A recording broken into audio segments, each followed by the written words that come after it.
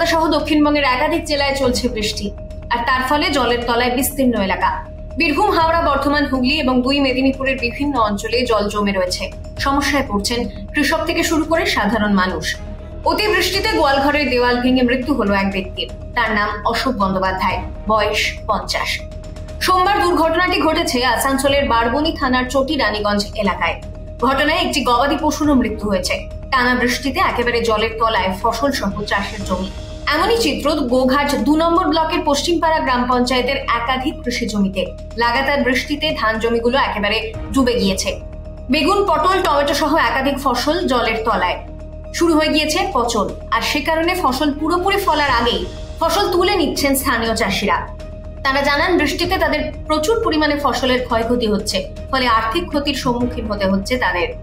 কয়েকদিনের টানা বৃষ্টিতে জলের তলায় বীরভূমের বিস্তীর্ণ অংশ। কোপাই নদীর জল বইছে বিপদসীমার উপরে। কঙ্কালীতলার শক্তিপীঠ মন্দিরও জলের তলায় ডুবে রয়েছে। ফলে পুজো সংক্রান্ত দৈনন্দিন কাজ আপাতত স্থগিত রাখা হয়েছে। জল কমলে ফের মন্দিরের কাজকর্ম শুরু হবে।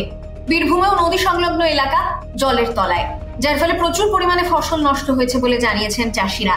একই পরিস্থিতি বর্ধমানেও। বর্ধমান শহরের পাশ দিয়ে বইছে দামোদর নদ। শুক্রবার রাত থেকে শুরু হওয়া বর্ষণের জেরে দামোদরের জলও বৃদ্ধি পেয়েছে। সে কারণে জলমগ্ন একাধিক এলাকা।